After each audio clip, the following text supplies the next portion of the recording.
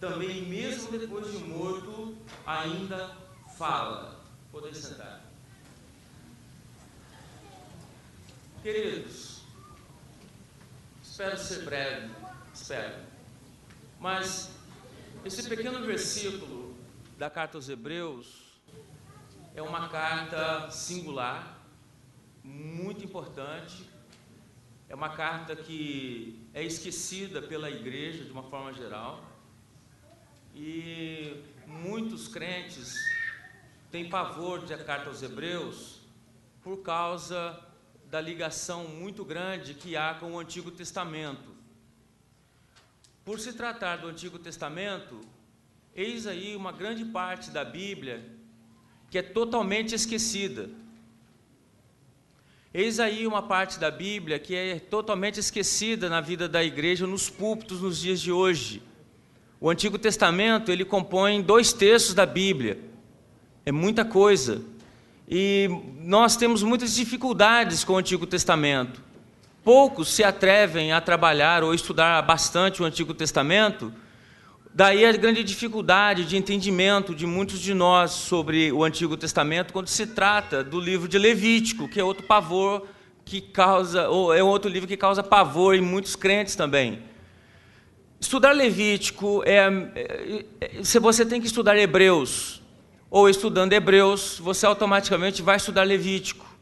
Você entendendo Hebreus, você vai entender por que Levítico, Moisés teve que colocar todos aqueles detalhes sobre os sacrifícios, sobre as ofertas, o propósito dessas ofertas, a preparação dessas ofertas, dos sacrifícios, o dia, o tempo, a preparação do sacerdote, a preparação da festa, do sacrifício. É muito importante nós estudarmos isso. E todas estas coisas, quando nós estudamos na Palavra de Deus, está nos dando uma amostra. Quando estudamos Levítico, nós estamos vendo uma sombra, como diz o autor da carta aos Hebreus, sobre o sacrifício de Jesus, sobre a obra de Jesus, e por que a obra de Jesus ela é importante na vida da igreja, por que a obra, a morte de Jesus, o sacrifício de Jesus é importante. Não é difícil nós encontrarmos muitos irmãos que têm sérias dificuldades, muitas vezes, de explicar por que Jesus morreu. E muitas vezes as pessoas têm muitas dificuldades de entender por que o Antigo Testamento parece ser um livro que trata muito de sangue, parece ser um livro sanguinário, né? Parece que Deus se mostra ser um Deus sanguinário no Antigo Testamento. Mas, na verdade, isso nós temos que tentar corrigir, porque no Antigo Testamento mostra que Deus é um Deus de amor também. E quando nós vemos uma das faces desse Deus de amor, é exatamente essa questão do sacrifício. E nós vamos entender, então, por que Deus, então, teve que sacrificar Jesus Cristo na cruz do Calvário a nosso favor, por nosso pecado. Nós vamos entender por que Ele é um Deus de amor, então. Porque se não fosse através do sacrifício de Jesus, não tem nenhuma outra maneira do homem chegar diante de Deus. Não tem nenhuma outra maneira do homem ser perdoado por Deus. Por isso que é importante nós darmos toda a atenção no Antigo Testamento, porque tudo que está escrito no Antigo Testamento vai apontar para a pessoa de Cristo. E quando nós observamos aqui na carta aos Hebreus, ele é bem claro em dizer que sem remissão de sangue, sem derramamento de sangue, não há remissão de pecado. Então nós vamos, na verdade, muito longe na história. O irmão Wagner ontem mencionou a questão do cordeiro que foi morto antes da fundação do mundo. Este texto já é um texto em si complicado, porque num plano eterno que nós não sabemos, numa dimensão eterna, na mente de Deus, no plano de Deus, na eternidade, Deus já tinha o plano da redenção totalmente delineado, totalmente pronto. Deus nunca será pego de surpresa. E tampouco Deus tem, ou teria, quando o homem pecou no Éden, Deus não tinha nenhum plano B, se o homem pecasse ou não, porque Deus sabia até que o homem ia pecar. é um fato interessante nós entendermos como que pode, Deus sendo um Deus que conhece todas as coisas, um Deus que conhece toda a profundidade de tudo que imaginarmos da vida humana, Deus sabendo que o homem ia pecar, sabendo a nossa saga, a saga humana por onde íamos caminhar, a trilha da humanidade, a nossa jornada, Deus mesmo assim, Ele cria o homem para a sua glória, para o seu louvor, e mesmo assim Ele ainda dá livre-arbítrio para esse homem escolher a quem realmente ele quer servir. Isto mostra uma grande evidência que Deus é um Deus amoroso. E Deus não nos criou, nesse caso, para sendo um robô, um dispositivo automático dentro de nós, de tal forma que ele teria todo o medo do homem pecar, de forma que ele dizia, não, se o homem vai pecar, vai fazer todo esse estrago no universo, se o homem vai questionar o meu amor, minha autoridade, eu não vou criar esse homem. Deus não faz isso. De própria vontade, deliberadamente, Deus cria o homem, Deus sabe que esse homem vai falhar, Deus testa esse homem, Deus testa esse livre-arbítrio que dá para ele. Nesse teste, ele sabe que o homem vai falhar, que o homem vai se virar contra ele.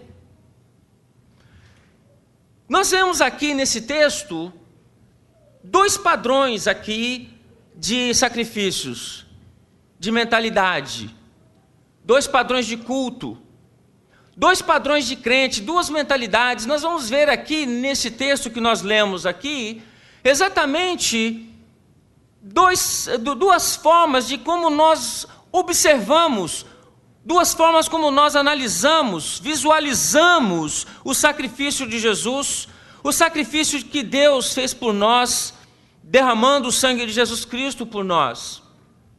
Isto é importante nós pensarmos com muita atenção, porque se trata da primeira família que foi constituída, que foi criada por Deus.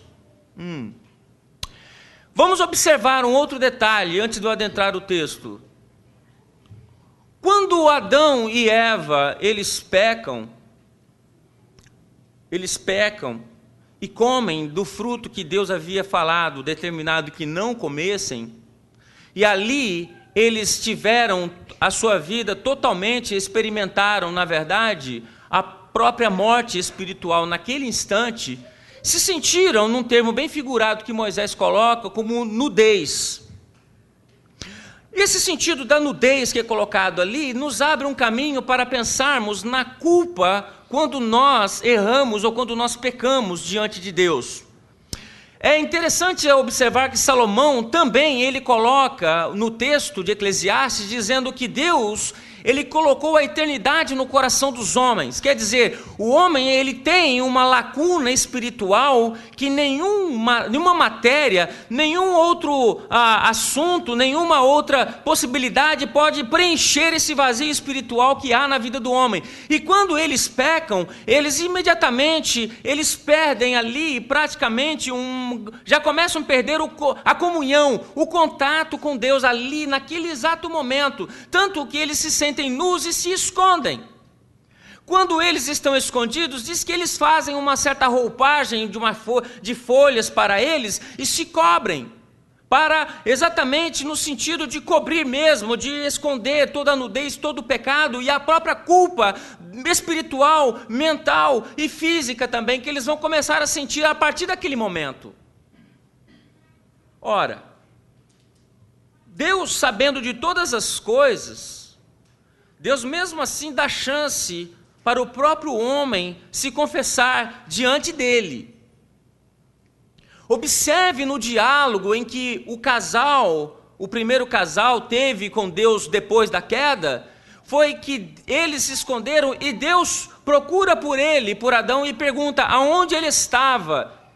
E ele, na verdade, estava escondido.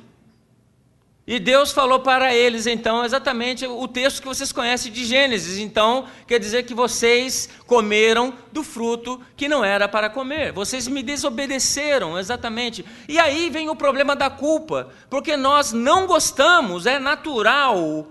Não estou dizendo que é correto, estou dizendo que é natural do ser humano ele nunca assumir suas culpas.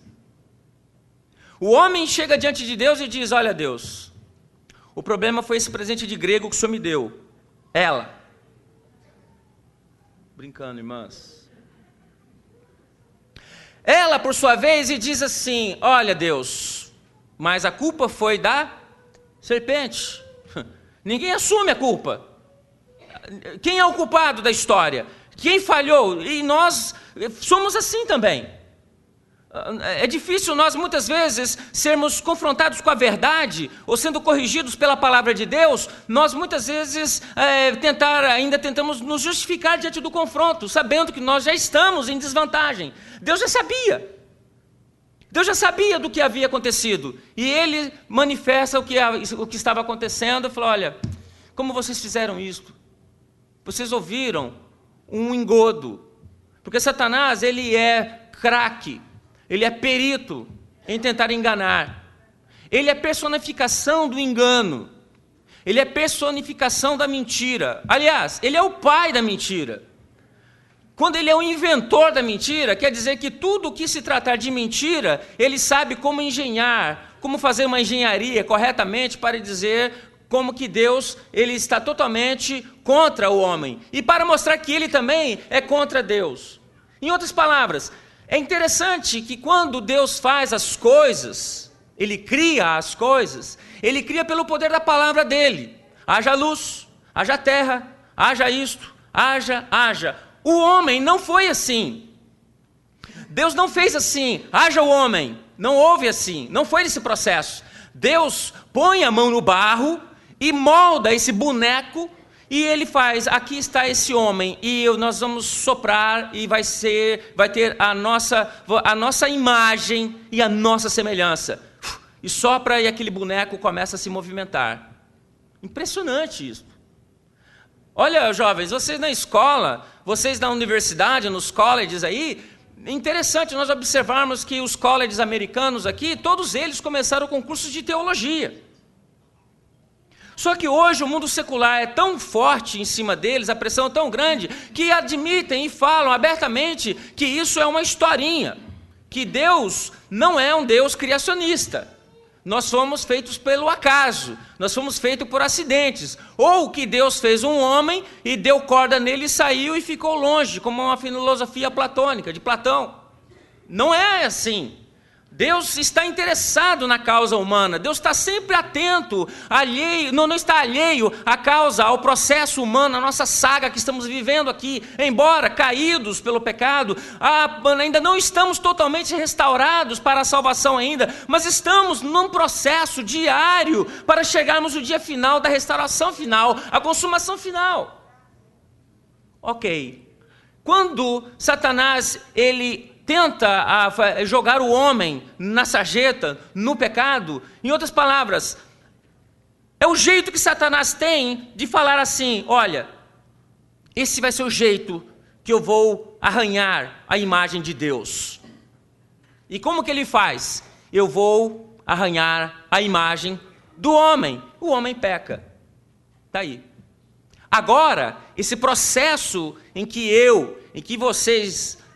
que nós estamos agora, chama-se o processo de santificação. E esse processo está fazendo com que nós voltemos diariamente, com altos e baixos, mas que nós sejamos conformes à imagem de Jesus Cristo, conforme o texto de Romanos 8:32. Então quer dizer que quando nós chegarmos lá, de uma forma glorificada, já redimidos, nós vamos ter a carinha de Jesus. É isto. Aí sim, a imagem foi restaurada. O plano foi restaurado. Sua vida vai ser totalmente colocada no plano original como era para ter sido. Puxa, eu fui tão longe, mas eu tenho que ir, vocês vão entender por quê. Agora, quando Deus vai resolver o problema do homem, Deus tem a maneira certa. Deus tem o padrão certo. Deus dá o modelo certo para como que esse homem, ele vai ser restaurado agora diante dele. E como que esse homem será perdoado também. O homem fez folhas, o homem fez lá um jeito, lá uma roupagem para se cobrir, para pagar a sua culpa, mas na verdade Deus falou: olha, vamos tratar o assunto de forma séria. Em outras palavras, O pecado, Deus trata ele de uma forma muito séria nas nossas vidas. Ele mata um animal, ele imola um animal. E quando ele derrama o sangue daquele animal, aquela pele daquele animal, Deus faz a roupa que vai realmente cobrir, vai cobrir toda aquela nudez, vai pagar pelo pecado daquele homem. Um sangue inocente foi derramado, um sangue foi imolado, um sangue foi aspergido, um sangue alguém teve que derramar do seu sangue e pagar esse preço. Pagar pelo culpado, pagar pela culpa de outra pessoa. Ele não tinha nada a ver com a história, mas Deus imola e mata esse animal. A partir dali, desse derramamento de sangue, na hora que esse animal é morto, ali está prefigurado exatamente o sacrifício de Cristo Jesus. Que o sangue de Jesus Cristo foi derramado na cruz do Calvário, foi para perdoar, para redimir a mim e a você. Exatamente, foi por isso que ele derramou o sangue lá na cruz, mas não como um animalzinho, porque quando você olha a carta aos Hebreus, está dizendo que o sangue de bodes e de touros, e de carneiros, eles seriam impossíveis para estar cobrindo ou remindo o pecado, porque todos os anos o sumo sacerdote tinha que derramar o sangue novamente. Agora não. Com a pessoa de Cristo Jesus, esse sangue é derramado de uma vez por todas, de forma que não precisa nenhuma repetição desse sacrifício.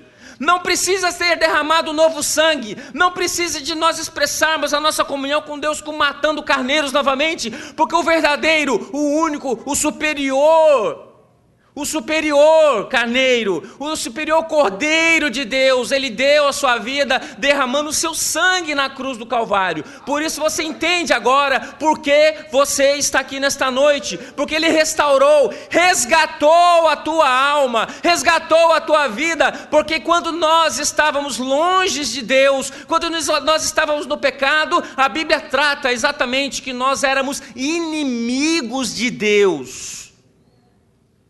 Mas eu tenho a minha religião, mas eu não bebo, eu não mato, eu não fumo, eu não jogo, eu não sei o que, querido. É aí que vem o confronto do cristianismo, é aí que o cristianismo hoje eu vejo que perde a força demais, porque nós pregamos o evangelho dizendo que Jesus vem para dar bênçãos, Jesus vem para dar carro bom, Jesus vem para dar dinheiro, e eu gosto, e eu quero receber da parte dele. Mas isto é uma parte do evangelho, não é o todo do evangelho. O evangelho veio trazer a boa nova que você estava condenado ao pecado, que você estava condenado à morte, que você era inimigo de Deus e que agora você está reconciliado com Deus através do sangue de Jesus Cristo, porque Deus é amor, porque Deus te ama. É importante você saber isto. A graça hoje, ela tem sido relegada a um outro plano, inferior por sinal, porque o cristianismo, quando nós pregamos a Jesus Cristo, nós estamos pregando que Ele perdoou os nossos pecados exatamente dessa maneira, derramando o sangue dele na cruz. Nós não podemos fugir da mensagem da cruz, nós não podemos fugir da verdadeira mensagem do evangelho, exatamente a reconciliação do homem com Deus através do sangue de Jesus Cristo. Puxa, a partir daí, então, todo o Antigo Testamento começa a se desenvolver desse jeito. A base está exatamente no derramamento de sangue.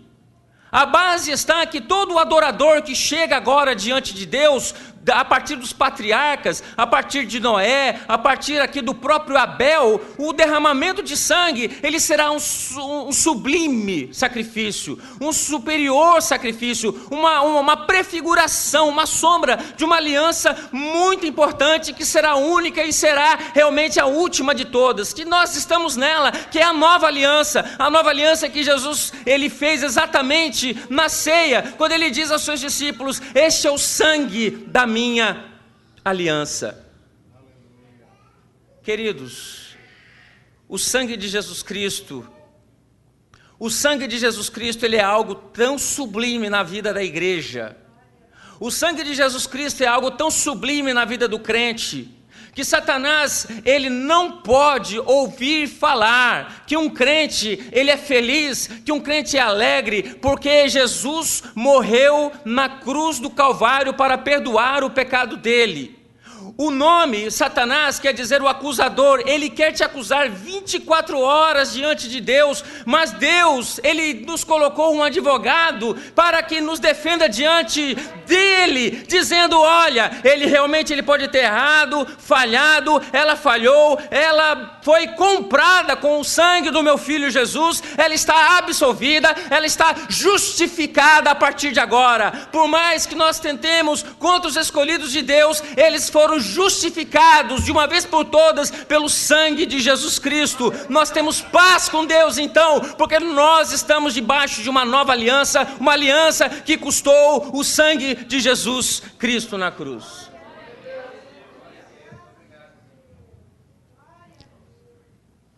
Nós temos uma salvação que é de graça, foi de graça na verdade. Do ponto de vista humano, eu não tinha como pagar.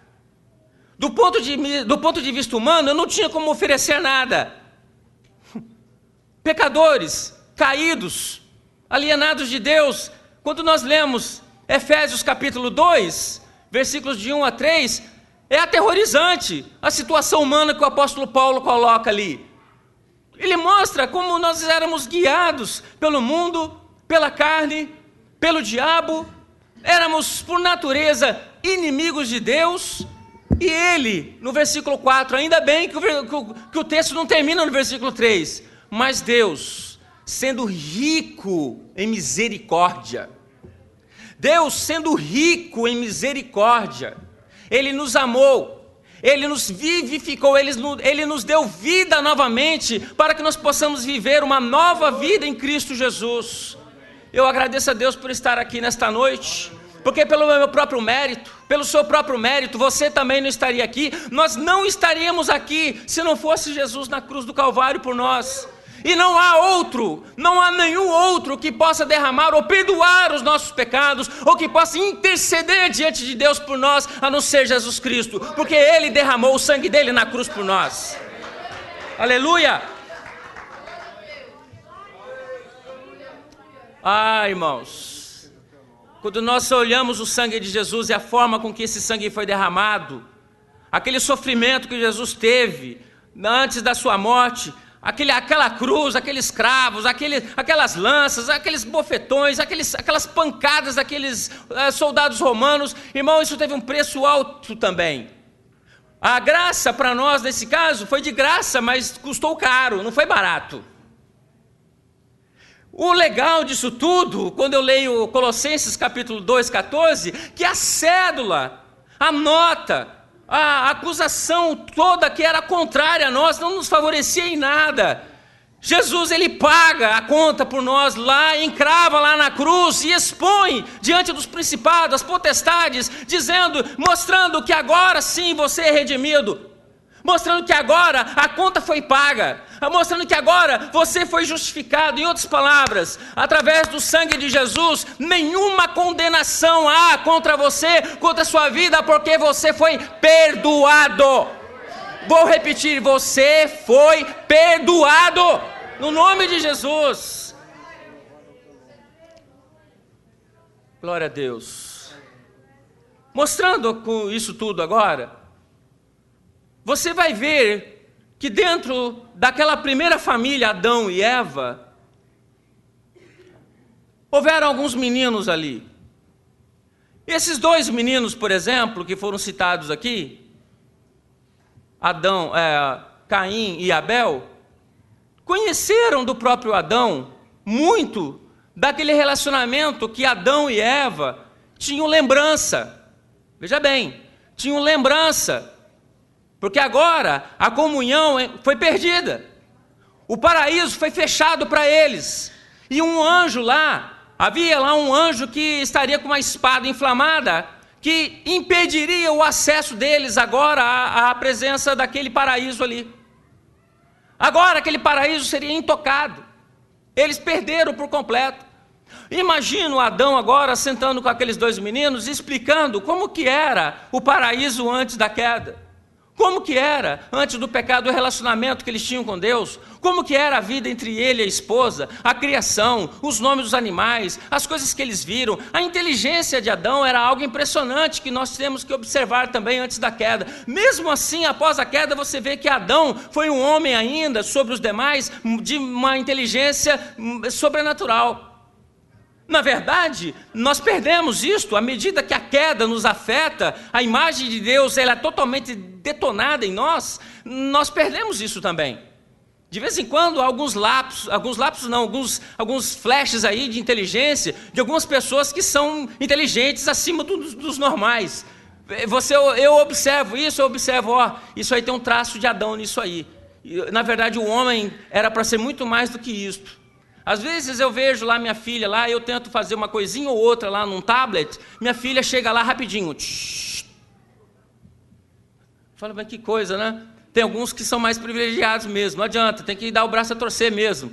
Mas o homem, quando ele foi criado, ele era criado com essa inteligência sobrenatural. Agora, interessante observar que entre os dois agora ali, um vira pastor de ovelhas, de animais, e o outro vira um homem de fazenda, de campo. E aí está a diferença entre dois estilos de vida. Aí está a diferença entre duas mentalidades que nós temos que ter muita atenção quando nós olhamos na entrelinha desse texto. Você conhece a história lá em Gênesis capítulo 4, que de repente eles já estão grandes, adultos, e um deles é mais crente do que o outro. Os dois ouvem a mesma mensagem, os dois convivem dentro da mesma casa, dentro do mesmo teto, convivem com o mesmo pai, com a mesma mãe e ouvem as mesmas histórias. Só que um tem algo diferente dentro dele. O autor aos Hebreus explica exatamente isso, dessa maneira, no versículo 4, quando fala que Abel era um homem de fé.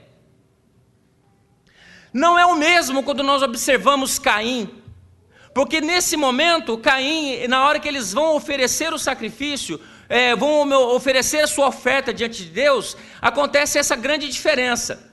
Um vai lá e pega de tudo que havia de produtos da terra. Poderia ser até o melhor que tinha, mas eram produtos da terra. E olha, isso aí tem uma tipologia muito séria por trás disso. Porque ele faz o culto da maneira dele, ele faz o culto, a oferenda, a oferta diante de Deus, do padrão dele, da mentalidade dele, do jeito dele, e ele faz ali exatamente essa oferta de cereais.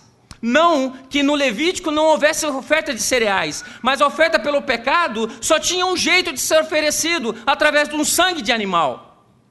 Já mostra-nos o texto que Abel, por sua vez, ele pela fé, ele observa exatamente a forma correta que Deus estipulou para o pai dele, ele vê a forma correta que Deus imola o animal e perdoa o pecado do pai e da mãe dele, e exatamente dessa maneira agora ele procede dessa forma que o autor da carta aos Hebreus diz que ele oferece a Deus um sacrifício sobremaneira excelente.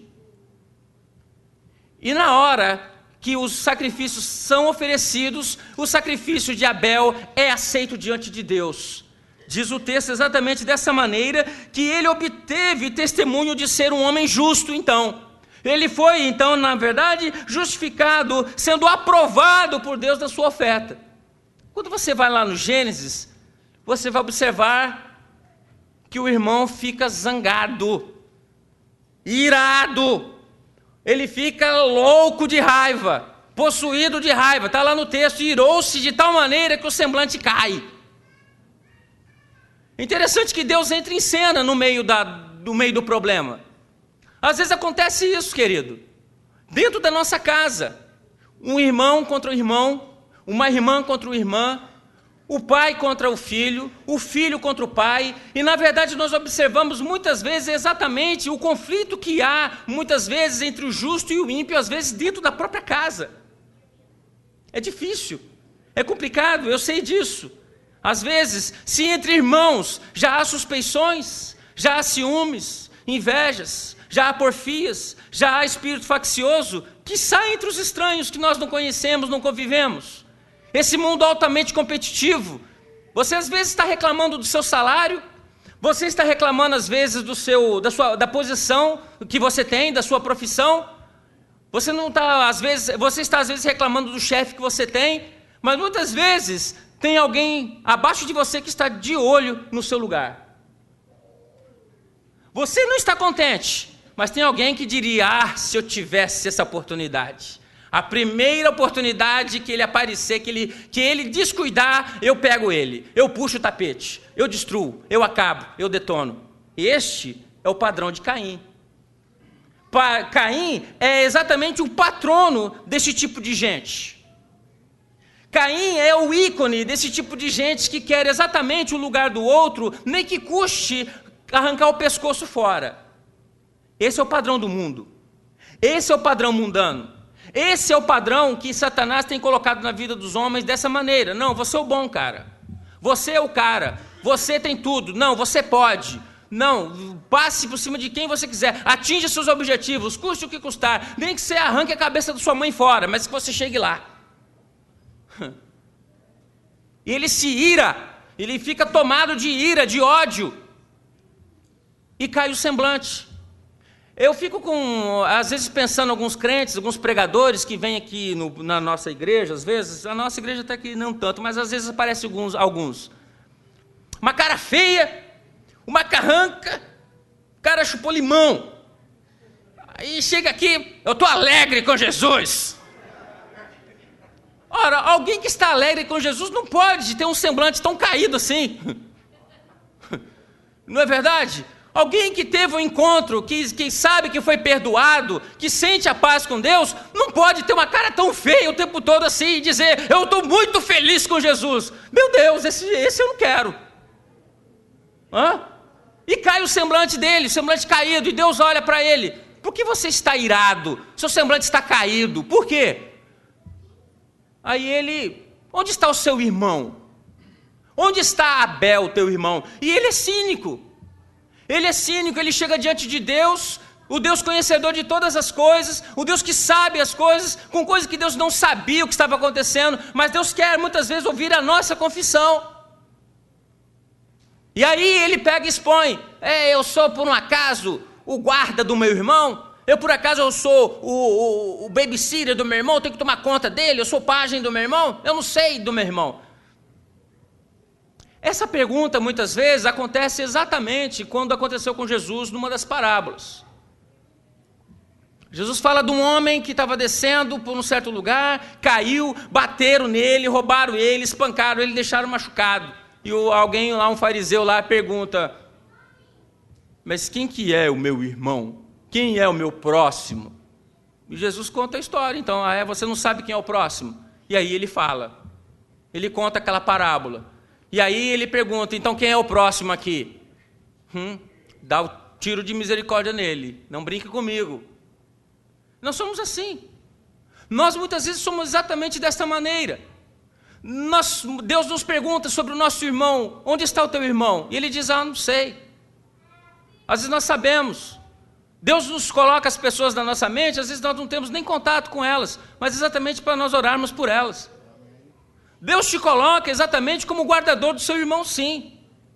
Deus te coloca exatamente como aquele que está observando e está atento à vida dele, para exatamente como foi pregado ontem à noite aqui: se um cair, tem alguém como levantar aqui. O que Satanás prega no mundo hoje secular é exatamente o individualismo. Não, você, é tudo você e só você e ninguém mais. Pouca farinha, meu pirão primeiro. Não é assim, o cristianismo não é dessa maneira. Você é guarda do seu irmão, sim. Esse espírito que existe muitas vezes entrando dentro dos nossos lares, dentro da nossa igreja, é exatamente esse padrão de Caim. É verdade. Ô irmão, eu queria ter uma mensagem mais legal, mas é isso, então vai isso. Olha, ele chega diante de Deus e fala isso para Deus. Se Deus fosse com a paciência que eu tenho, Deus ia pegar o pescoço dele assim e ia falar assim: seu irmão morreu, você matou ele. Não, ele falou assim: você devia saber, porque o sangue do teu irmão está clamando desde a terra até a minha presença. Irmãos, foi na primeira família acontece um assassinato. Na primeira família ocorre um assassinato. Foi exatamente um neto de quem realmente já teve uma experiência com Deus. E a situação ali se complica diante dele e Deus o pune. E ele toma a sua vida de errante, ele é marcado. Deus não deixa o pecado impune, a verdade é esta. Pode ser quem quer que seja, Deus não passa a mão na nossa cabeça. Às vezes nós vemos uma coisa ou outra ali, a gente quer falar, não fala não, deixa, Deus trata com ele, Deus trata com ela. Nem põe a mão, é perigoso até a gente se queimar junto. Deixa que Deus julga, Deus condena, Deus analisa as coisas com muito mais profundidade, com muito mais clareza, num bastidor que eu e você nós não conhecemos. Ok? Mostra-nos o texto aqui de Hebreus 11, que exatamente foi o sacrifício mais excelente que ele oferece a Deus. Agora, ele tem o testemunho de Deus. Deus o declara agora justificado. Agora ele é justo. Agora ele tem o testemunho de ser justo, tendo a aprovação de Deus quanto às suas ofertas. Deixa eu falar aqui uma coisa.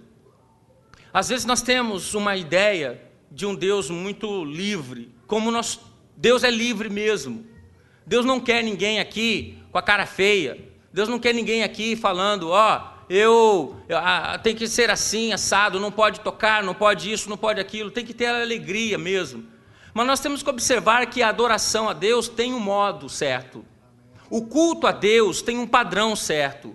O culto a Deus, ele não é somente ritual. Ele não é somente banco, cadeira, Bíblia, microfone, instrumento, não. Nós observamos que o verdadeiro culto a Deus não era somente o derramamento de sangue em si mesmo, não, também não era essa a ideia. Não era Abel ou Caim chegar com seus frutos lá e oferecer o seu sacrifício, também não era essa a ideia. A ideia mais importante que estava por trás dela era o coração do adorador que chegava diante de Deus, sabendo da sua necessidade, sabendo quem ele era, sabendo do pecado, sabendo do que ele precisava da restauração. É a nossa inteira vida diante de Deus, o nosso inteiro coração, o nosso ser por completo diante de Deus. Deus olha exatamente, é a profundidade, não é gesto. Chega, nós estamos às vezes competindo com não sei quem, com boca, com cara, com jeito, com mão, com isso, com aquilo. Querido, isso Deus não vai levar em conta. Deus não quer esse ritual de forma que o meu coração está totalmente oco e vazio. Deus tem o padrão da adoração, Deus tem o padrão do culto. E nós, para sermos justificados diante de Deus, nós temos que muitas vezes abrir o nosso coração no culto. É aqui, nesse momento, é agora, é hoje. Abrir o nosso coração. E vamos entender que muitas vezes nós estamos falhando diante de Deus. E aí nós captamos a soberania de Deus. Nós entendemos como que Deus é sublime, como que Deus é maravilhoso, como que Deus é amoroso. A adoração tem um padrão. A adoração tem um modo. Eu não estou dizendo de aculturação, isso é um outro assunto. Queridos, às vezes a gente vê uns cultos, aí sai do chão, oh meu Deus. Você olha umas coisas assim, fica, poxa, será que no Antigo Testamento a gente observa, Deus chega para Moisés e mostra, olha, como que deve ser, assim. Não, hoje as coisas estão mudando tanto que, meu Deus. Bom, vamos parar por aqui. Eu quero mostrar aqui, pelo menos agora, 3 lições e eu vou terminar a pregação de hoje.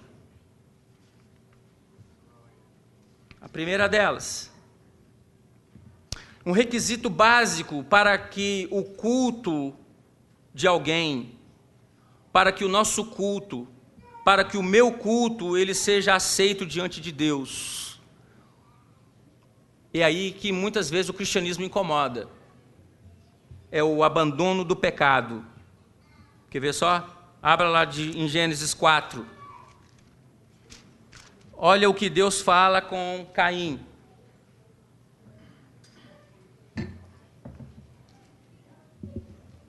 Caim, ele dá a entender nesse texto que ele sabia o modo certo de oferecer o verdadeiro sacrifício a Deus.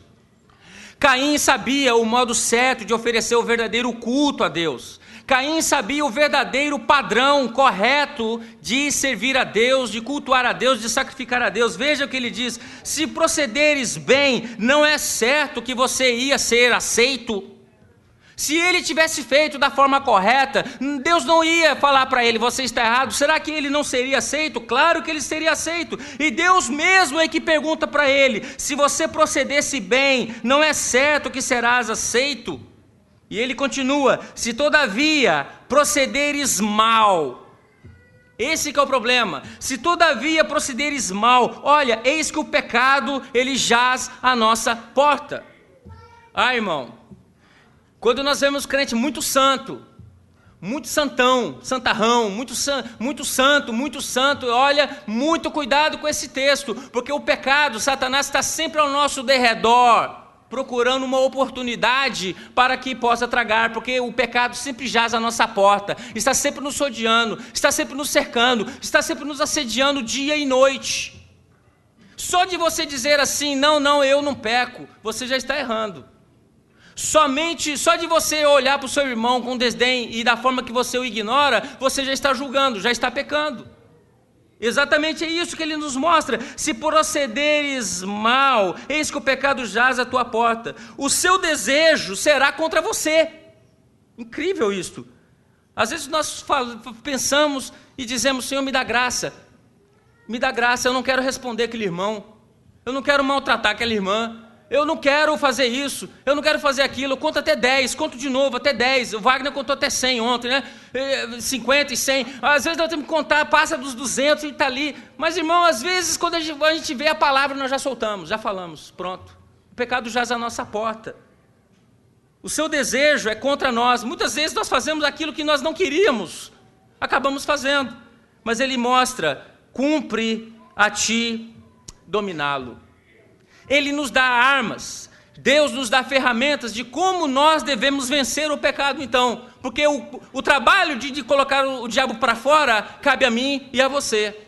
O fechar a porta na cara dele e botar ele para fora, fazer uma limpeza na nossa vida espiritual, é eu e você que temos que fazer, e a decisão é sua nesta noite, de deixá-lo, o Espírito Santo, trabalhar na sua vida. Abra a porta do seu coração e deixa que ele faça uma limpeza, uma faxina na nossa vida, para que o nome dele seja glorificado, numa casa limpa, que o nome dele seja exaltado e glorificado, para a honra, para a glória do poder do nome dele. Nós precisamos, irmãos, nós achamos que a igreja que vai para o céu será uma igreja qualquer. O céu é um lugar de santos, o céu é um lugar de santidade. É impossível nós imaginarmos o céu e pecado, são coisas que não combinam, não existem, não coexistem pecado e céu. Só pode entrar lá exatamente aqueles que não têm o pecado dentro do seu coração, que foram perdoados e redimidos pela graça de Deus. Cabe a nós, cabe a mim, a você, a nós abandonarmos o pecado. Irmãos, uma mensagem dessa, eu não seria convidado em congresso nenhum. Todo mundo quer fogo. Todo mundo quer um pregador que chega com a maleta de fogo aqui, receba, mas na hora que vem um pregador e fala que precisa abandonar o pecado, que o pecado nos deixa fora do céu, que o pecado nos condena ao inferno, esse irmão está louco, meu Deus, misericórdia, onde apareceu esse irmão? Irmão, esta é a palavra de Deus, esse é o verdadeiro evangelho, esse é o verdadeiro evangelho de Jesus Cristo. Deus quer uma igreja limpa, uma igreja santa, uma igreja pura. Deus quer a minha vida pura, limpa, imaculada diante dEle. Ele está aqui nesta noite para nos purificar de todo e qualquer pecado. Nós não podemos jogar pedra, acusar, porque nós também somos falhos, caídos e pecadores. Necessitamos da graça dEle. Mas está aqui nesta noite um que pode perdoar o teu pecado, modificar a tua vida e escrever o teu nome no livro de uma vida de uma vez por todas. Querido, abandonar o pecado, nesse caso, ele está acima de qualquer grandeza, grandiosidade ou pompa dos nossos rituais religiosos. É verdade. Às vezes, mas esse irmão, ele não sabe nem falar direito, exato. Mas aquele irmão, exatamente, ele não sabe, mas é ele mesmo, Deus enche-o da graça dele, é exatamente ele mesmo, porque Deus está olhando, é o coração sincero desse irmão. O Deus está olhando o coração sincero dessa irmã, ele se derrama, ele se abre diante de Deus, e Deus o renova, o capacita, o dá graça, e Deus realmente vai te colocar em lugares que você não imagina, porque você abre o seu coração para Ele mesmo. Segunda lição que eu quero mostrar aqui, esse texto também mostra as formas usadas pelos maus para destruir os servos do Senhor. Olha, observe que esse padrão que você vê de matança hoje, se mata por qualquer coisa. Impressionante. Você observa que Caim é o patrono dessa gente. E o que está reservado para essa gente não é coisa boa, não. Vocês podem ter certeza que aos olhos do governo, aos olhos da polícia, pode estar escondido, ninguém vê, ninguém sabe. Mas aos olhos daquele que tem chamas de fogo, aos olhos daquele que vê, ao justo juiz, nenhum deles será indesculpável diante dele, porque nós vamos dar conta do sangue derramado. Agora você diz assim, irmão, mas eu não mato ninguém. Mas nós temos maneiras sutis. Quando eu falo que o evangélico ele gosta de teatro, vocês vão entender por quê. A gente tem muitas dessas maneiras, mas eu não mato ninguém. Eu não mostro faca para ninguém. Eu não pego um revólver para ninguém. Às vezes nós observamos, tem um pastor lá em São Paulo, que uma vez ele levou uma fechada no trânsito. E ele começou a seguir o carro daquela antiga Kombi. Lembra da Kombi? Não existe mais. E a mulher dele falando, não faz isso, fulano. Não, eu vou falar com ele, eu vou falar com esse cara vai ver só. Ele tem que saber o que ele fez. E ele lá, seguindo, de repente, quando ele pôs o braço para fora, assim, era o mestre coral da igreja. Ele, paz do Senhor, irmão. Desarmou ele. Era o maestro do coral da própria igreja dele. Às vezes nós pensamos assim, não, nós temos a nossa maneira sutil de matar as pessoas. Ele quer fazer um trabalho? Vamos sabotar. Ele quer fazer alguma coisa? Ele quer evangelizar? Deixa ele sozinho. Ele está querendo orar? Não vai ninguém. Ele está querendo fazer isso? Vamos eliminar. Ela estava com ideia disso? Deixa ela com a ideia sozinha. E João é bem claro que aquele que fala do seu irmão, ele é um homicida. Tem várias maneiras de nós matarmos os nossos irmãos. Tem várias maneiras de nós aniquilarmos os nossos irmãos. Fazemos um grupo, detonamos a pessoa, isola, põe para fora, ganhamos. Satanás que ganhou, né? Aí está do lado certo, ganhamos, está certo. Não é assim. Vamos botar esse espírito para fora. Esse é espírito de Caim. Nós não somos do espírito de Caim. Nós somos do espírito de Abel. Do sacrifício excelente, oferecer excelência no trabalho que a gente faz na casa de Deus. Você pregue melhor.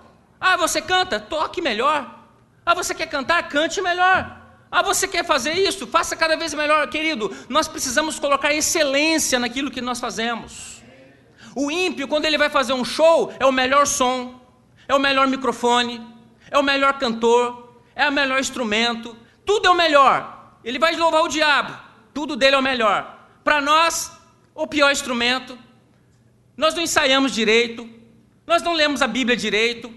Ainda nós falamos que é o inimigo que é culpado. É sério. Nós não colocamos excelência nas coisas de Deus. E depois nós criticamos quem faz. Quer se mostrar. Olha lá, quer se aparecer.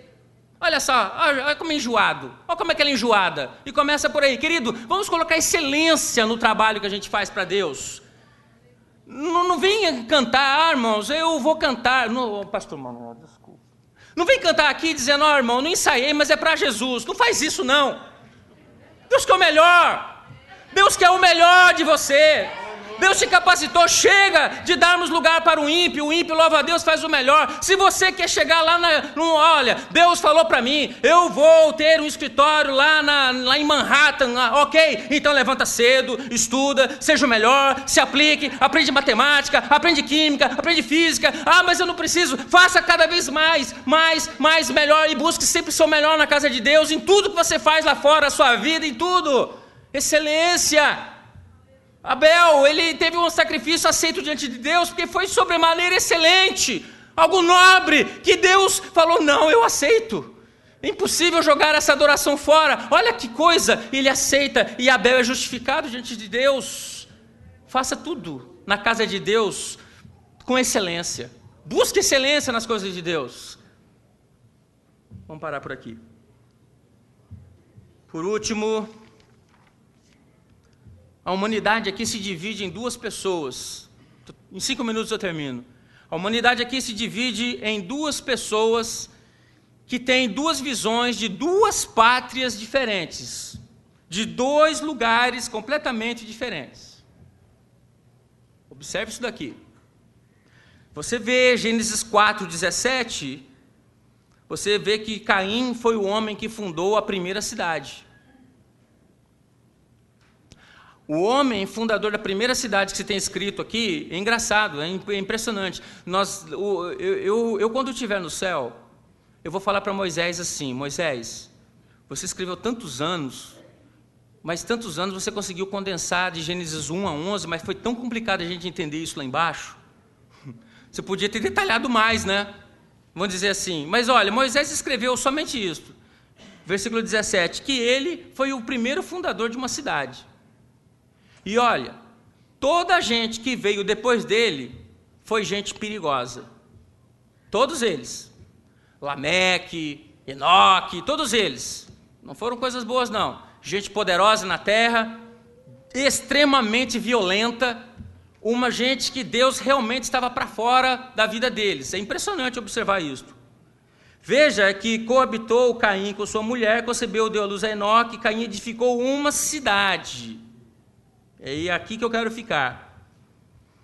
E nesse caso, Caim, ele é o típico do crente, ou típico das pessoas que têm o mundo como pátria. Caim é a personificação daquele que quer ficar aqui.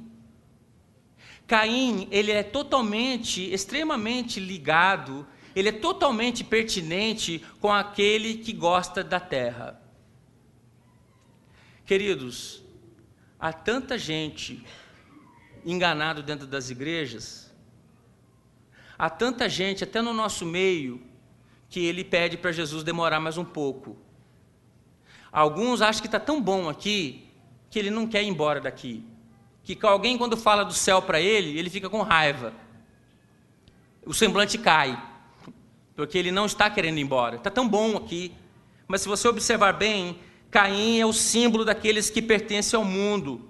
E que aqui no mundo está o coração dele, está a mente dele, a vida, os tesouros dele. Abel, num certo sentido agora, Abel, ele funda uma cidade também. É legal esse texto aqui. Porque se você olhar no texto, a análise do texto agora, você vai ver que ele foi o primeiro personagem bíblico, o primeiro ser humano que foi para o reino celestial. Amém. Sério. Você observa que provavelmente ele foi o primeiro que partiu para o céu. Foi o primeiro ser humano que chega exatamente à presença de Deus lá. O irmão o mata. Só tinham eles e ele morre. E você observa exatamente pelo texto, exatamente que isto não é pouco. Ele vê, você pode observar que isso é resultado da fé, o primeiro salvo. Irmãos, e o mais interessante disso tudo é que lá, a morada dos salvos, ele precede todos aqueles que pela fé em Jesus têm a cidadania celestial.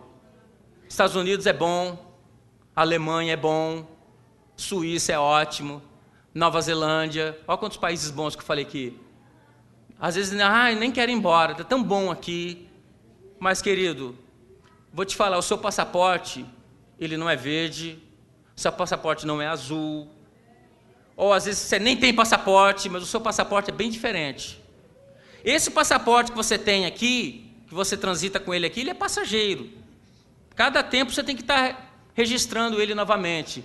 Mas o passaporte nosso, do crente, ele é diferente. Ele diz isso ao apóstolo Paulo, aos Filipenses, ele diz que a nossa cidadania, a nossa pátria está nos céus, de onde aguardamos ansiosamente o Salvador. Nós aguardamos a volta de Jesus com muita ansiedade. Nós não aguentamos mais de tanta luta, de tanta dor, de tanta decepção, de tanto sofrimento. Nós não sabemos para onde as coisas estão indo, mas levante, o crente tem uma esperança, porque ele está aguardando uma pátria que está reservada, uma cidade celestial que não será nunca abalada, porque Deus está lá no meio dela. É lá que nós vamos, é lá que você vai estar, é lá que nós vamos ter a boda do Cordeiro.